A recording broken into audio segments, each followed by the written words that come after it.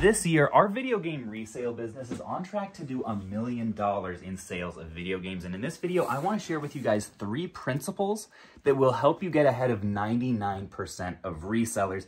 And as I'm doing it, I'm going to open up a few buy list packages and we'll see what kind of goodies lay inside. The first concept that I want to say is opportunity cost. And I can hear what you guys are saying already. Caleb, I took high school economics. I understand opportunity cost just means when I pay $7 for a hamburger, I'm not only paying that $7, but I'm also giving up every other thing that $7 could have bought me. I'm giving up 1.5 gallons of gas or 2 hours of spanky labor. And I hear what you're saying, but I want to give you 3 examples of how we actually implemented this very concept in our business to absolutely tremendous effect this year. Looks like this order is from Peter. Thank you so much, Peter. I love getting all these complete DS games. Like just a single stack of all the same title means we only have to do 1 listing to list 4 different Cooking Mamas. And that's fantastic. Oh, and look at that. He even gave us some lovely little pink little gift wrap there. Some Pokemon games. Love to see it. We'll have to test those out. The first example that I want to talk to you guys about is consoles. A lot of you guys know earlier this year we stopped selling consoles, and it wasn't because consoles were not profitable. After all, this is a video game resale business, and it's relatively easy on Facebook Marketplace or in collection pickups to acquire consoles at a price that you can make 50, 75, 100, sometimes more dollars profit on a single item. So why in the heck would we stop selling consoles in our video game resale business? Well, first of all, loving the condition on this so far, Peter. These covers are looking really good, residue-free, sun-fading-free. Love to see all of that. The reason was we could process maybe on a good day, if it's a whole bunch of different consoles, like maybe 4 in an hour. Bleh. I know, it was terrible. We would get in, for example, this is our literally last one over here. This Xbox One over here. When we get this in, the process is not just wipe it down and send it out the door. It's plug it in, find the cords and the controller to test it, get a game, throw it in there, see if the thing's actually working, then do all the work of cleaning it all off, then find more cords in order to box everything in the same, in the same box and be in alignment with the Amazon listing on this item, find an original controller, and then finally list it, label it, and ship it off.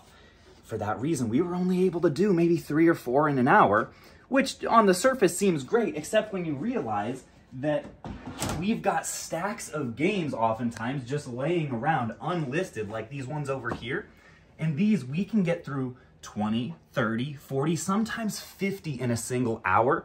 And the profit per hour ratio of games rather than consoles, it just was not close. So ultimately, when I looked at it from an opportunity cost lens, the decision became really easy. You have to understand what you're putting time into.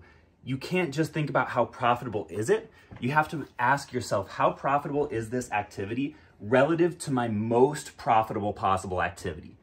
I need to tighten up the wording on that somehow, but you may see a video dedicated to just that topic in the future. One example of this that if you are a video game reseller, a lot of you may need to very seriously consider is repairs. The reason that we send all of our Pokemon games that we get, this is so perfect, I did not plan this. All of our Pokemon games that we get in that have a dry battery, the reason that we send them off to get repaired rather than doing it ourselves is that the opportunity cost of that time is so high. And the vast majority of video game resellers that I know spend a lot of time put a lot of time into repairing games and handhelds and consoles, when in reality they probably could be making a lot more money going out and establishing more connections, shaking more hands, acquiring more inventory, and focusing on the things that they can move with minimal work. So the last example of opportunity cost that I want to give you guys is a very mundane one, because just the other day, I was flying in from a Florida convention and I had to consider, all right, am I going to get Spanky to pick me up from the airport like he normally does, or maybe I should just call an Uber because maybe ultimately that would be cheaper. And I was factoring in my mind, okay, what's his hourly rate? What's their hourly rate? And ultimately, what made the decision incredibly easy was I was like, okay, if he comes and picks me up, that's about an hour of his time. If he could use that time to list 40 or 50 games, which is not uncommon in that hour, how much money would we be missing out on if I have him just come pick my lazy butt up from the airport? Just walk. I'll walk home from the airport if it means this guy can list 50 games in that hour. So it made the decision really easy. Opportunity cost, folks, it's invaluable. I'm about to step on that box cutter. Where the heck is that thing? Right here. Ah, see, that's why he gets paid the $3.50 an hour. All right, folks, concept number 2, hedonic equilibrium. This is a big boy. It just about blew Spanky's mind. This one is essential, not as much on the side of like nitty-gritty business tactics, but more on the side of your mentality as you are operating in your resale business. It refers to the tendency of humanity to revert to a baseline state of happiness regardless of changes in circumstances. What that means is you always hear people who are super successful, right? I got everything that I wanted. Maybe some people hit the lottery in extreme examples. In general, we all know kind of fundamentally that won't make you happy forever. In the same way, on the extreme end, maybe like you know, on a regular day, you step in a puddle or you stub your toe. That's not going to have a long-term effect on your happiness. And what studies have found is that not only in small examples, but even in large examples of people like losing function of their limbs, they tend to revert also to a baseline state of happiness of more or less where they were before that incident happened. What does that mean for us? Well, what it means is, I think we can all agree that like whether you are, I need to catch my breath. I'm getting worked up here, folks. I've got my nice shirt on today and my super ugly gray shoes. I don't know why anyone would listen to me in the first place. I have no idea. By the way, thank you so much to James for sending this order in. We'll dig in here. I think we can all agree that whether you're selling like as a hobbyist or as a full-timer, as a part-timer, entrepreneurship is hard, right? Like doing all of this work and not really knowing whether or not it's going to work out and to what extent it will, like it can take a toll. And if you're putting your hope, if you're putting all of your emotional weight on what the outcome of your work is going to be, it's a recipe for long-term discontentment. And you're going to keep on pushing for some arbitrary monetary goal that you've set for yourself. And when you hit it, you're going to feel unfulfilled because that's not how our brains are wired. And by the way, James, gotta give a thumbs up to you, my man, because this, look at this condition. Beautiful. Okay, we got a little bit of water damage there, but that's not anything that we will have to deduct for. This, are you seeing this? This little beautiful rainbow of N64 games in here? We'll pop this open before we move on to number 3. I definitely want to know from you guys in the comments if there are concepts that I'm totally glazing over that have helped you, whether it's in the business world or psychology or whatever. Let me know in the comments, and if they're good ones that I forgot about, I may throw them in a future video. Or I may look them up on Wikipedia and then throw them in a future video once I understand them and pretend that I got them all along.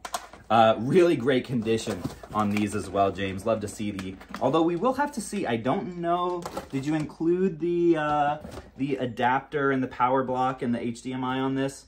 May have been a little bit naughty there, or it might just be in the bottom, we'll see. The final concept that I wanted to bring to you guys, and you may very well see an entire video dedicated to this in the future, addition bias. How many of you guys, be honest, have ever heard of this?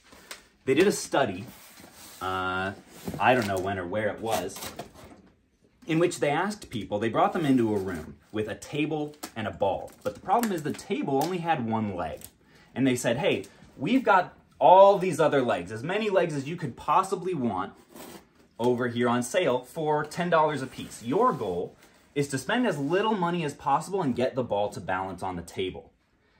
What they found is almost universally, 90+% of people would buy 2 or 3 legs rather than just taking the one leg off of the table, letting it lay on the ground. Why is this? It's a much cheaper solution. It's more economical. It's more logical. Well, it's because of something called addition bias. It's that we tend to solve problems by adding something rather than taking it away. I'm so passionate about this because all of 2023, my personal motto has been do less better. And we've had incredible results with it. How has this actually been realized? Well, early last year, I went down from 2 uploads a week on the main channel, which I still look back on and I don't really understand how I did it, to now just 1 upload a week. And actually going into 2024, we're looking at probably more like two uploads a month, down from 4. Why is that? Well, it's really hard to continually go up in quality on YouTube while also maintaining your upload frequency if you're not scaling your staff. And I don't really want to do that. By the way, holy cow. We've got 3 Zeldas here. I love getting in a ton of Wii games. Like, I love opening up a box and just seeing this. I don't know. I don't think we've seen so far. Carlos, thanks a bunch to Carlos for sending this box in. I love seeing a ton of Wii games because these things sell incredibly fast for us. Look at this. Wii Sports Resort. All of these games, literally, I will guarantee you they will hit the warehouse and sell out within a few days. They just always do. We can't keep them in stock. It's why we pay so well for them. So if you want access to the buy list, we'll put the email, deals@shopphoenixresale.com, right down here. You can apply for it there. Got some lovely copies here. So the motto for this year has been less but better. Another way that we've implemented that, or that I've implemented that, is I'm taking fewer sponsorships. So the channel in general is taking less energy. Why? Well, right now I've told you guys before, I'm working on this software that I'm not exactly sure at this point when it's going to release, and I knew that I needed the space and the emotional energy to be able to do that. Another example of that is a lot of resale businesses might think, okay, things are going pretty well. What do I need to do more? I need to maybe expand the categories that I'm selling in. And if your primary method of sourcing is garage sales, that may be the case, right? To be able to learn, as Chase often says, the low-hanging fruit in every category, in order to be able to pick up more things that will, go into your eBay business. But what I've found is that actually cutting out this year, here's another example. At the start of the year, we were selling on Amazon, whatnot, and then Shopify. For the last couple months, it's been all Amazon. And partly because of that, because we're not consistently setting up shows and because we're not, going out of our way to create price charting lots to wholesale on Shopify and that kind of thing, we're putting all of our energy just into this, all this stuff on this table that sells super quick and we can't hardly get enough of. And as a result, our average sales per month all through the summer was hovering right around 80K. The last 30 days, granted, this is a little bit skewed because of Q4, was 230. Not close, right? And I think it's partly because of doing less better, right? We're selling on fewer platforms, but we're doing it better in that we're now able to sell in more volume. It's these 3 right here, these 3 concepts. Implement them, it will change your business. If you want to hear about how I went from $500 to, at this point, having sold over $2 million worth of video games on Amazon, I'll link that video right here. I'm sweaty.